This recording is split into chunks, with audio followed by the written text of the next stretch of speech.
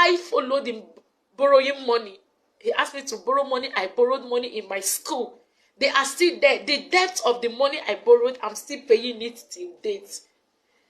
The money I borrowed is this pastor now that is helping me now to foot those bills. I borrowed money for his sake, his children's school fees that have heaped like this. I'm paying it one by one. I've not finished paying the debt till now. Go to Holy Child School, Rumukusha, and ask. They are all aware of the story. It didn't end there. Now, after everything, we come to that place. We come to the house where we are living right now. Now the thing is, feeding is a problem in the house. Ask Bright if he has given me upkeep since 11 years I've married him. Even if it is 5,000 naira upkeep, go and ask him. Go and ask Bright if he has done anything. But I don't complain. It's normal. He may not have it. I keep living my life the way I'm living it. I keep surviving the way I'm surviving it. It didn't stop there. This same Bright, after 1 year, I returned back to him. Where he took me to the church, he has met one church he wants to be attending. I should live with him and all that. I left with him. Now, the issue now is, at the end of it all, I came back. We started living outside the family. Bright started from where he stopped. He started the worst. The worst is that I shouldn't go to work. I should be a housewife. During the pandemic, I shouldn't go anywhere. He called people. He said it's men are chasing me and chasing men. He saw anybody around me, he will nail them. He has done so many things. He chased people that call me mother away from me, the youths, the teenagers. He said they're all sleeping with me. That was it. So he told me that the only way for him to give me a total support into my music, because I have gone to the studio to do a skeletal work of my music, he said not in his house. Not in his house. Now, the issue now is that he said I have affairs outside, that there are many men that are chasing me and all that, that I must take an oath for him. I must take an oath for him. He said I should take an oath. That's the only way you allow me to have peace in his house. I now begged him, if I take an oath, the record of the oath is with me. I recorded it. I have record of it the day I took the oath. I said, if I take an oath for you, will that make me to be a free woman? I can go. He said I can go to the moon. He will be sleeping. I should take an oath that there is no man that is going to sleep with me, blah, blah. I said, is it for both of us? He said, no, it's just him alone. I took that oath for Bryce just to prove to him that I am innocent. I took oath against my faith. I took oath against my faith just to prove to him that I don't have any skeleton in my cupboard. And I asked him, do you have peace? And I say, I have peace. But that is the worst. He started doing the worst. I'll go to borrow food outside. I'll go and, no, just negligence. Sometimes I will go carry the children and buy them food for them to eat. Me, I will stay hungry. A neighbor will just give me food to eat. I will just be surviving it. I said, enough is enough. I'm not going to die. He looked at me one morning. He said, there is no marriage between us. That I'm just in his house wasting his time. That I'm a smelling thing. He chased me out of our room. That I'm a smelling thing. That smelling thing, he called smelling thing. He threw it in the garbage. He threw me in the garbage thinking I'm going to die. He says he's make my life miserable. That when last I hear about his name, I will run away. That's what he told me. And I told him I'm not going to die.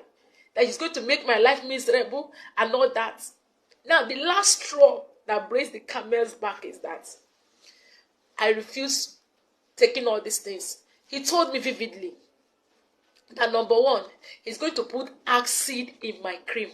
I don't want to bring my children into this. Because even my children became scared and they were crying. My son will embrace me. My son of 4 years will embrace me and say, Mommy, don't worry, I will take care of you.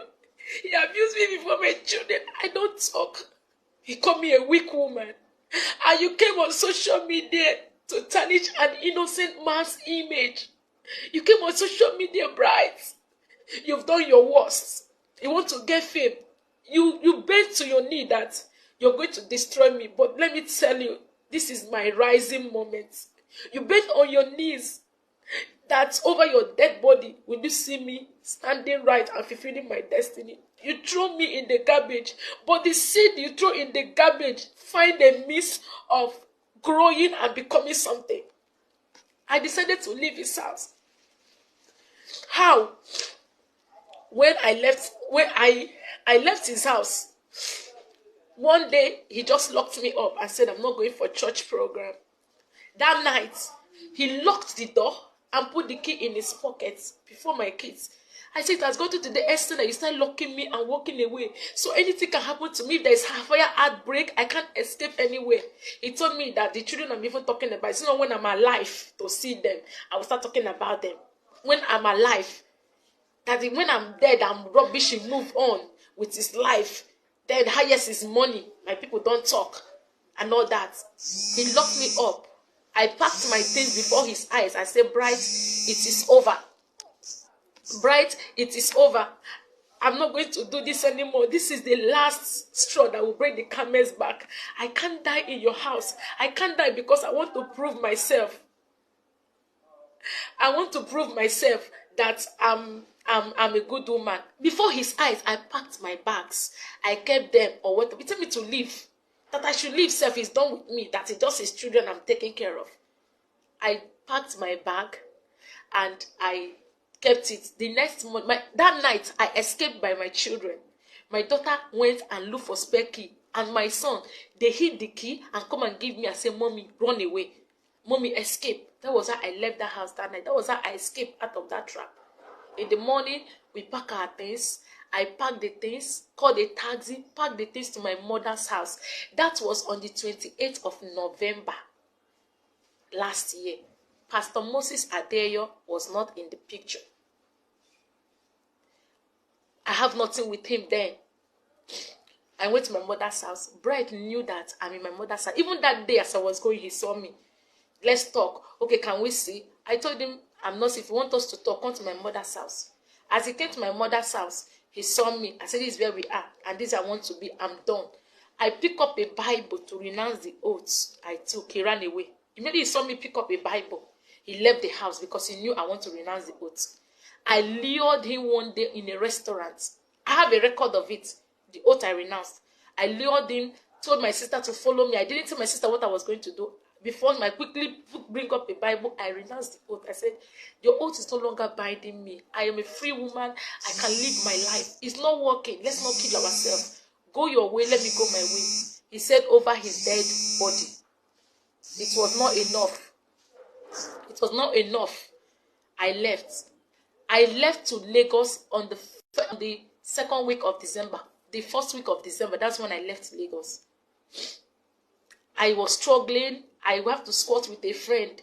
Because if I'm in Port Harcourt, Bright will ping me. Bright will trace me and will block my ways. That is his nature. He will always stop me on the road. I will cry, I'll be begging for rescue. I have to leave Port Harcourt so that I can have my peace. I went to Lagos. I started my life afresh. I started squatting and squatting. I got a mini job in Lagos.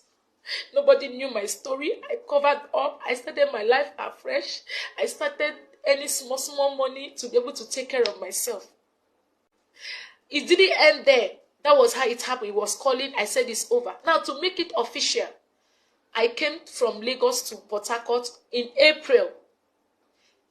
He said I left his house in 7 months and I ran and lived with Pastor Moses Adeyo. I've been in Lagos all this while. I came in April to my village. I went to my people and told them what has been going on. They shouted. I've been going through all this. I refused telling them. They invited Bright. The king of my community invited Bright and his father. He called his father. His father refused answering him. His father did not respond because they all know the story. Bright came with his friend. They told him to go and bring his father. He didn't bring his father. We had an agreement. We went to my house. My uncles, my father, the people that gave me anti-marriage sat. And I held my view. I opened my mouth and told them what has been happening. They all lamented. Even the friend he came with was shocked that he didn't tell him to this extent. Bright, they asked me if it is true. He said, yes, what I said was true. They said, but you never come to tell us that our doctor is not with you. You just seal it up all this while. But he said he doesn't know where I am, that I ran out of his house without his notice. He has been begging. Now,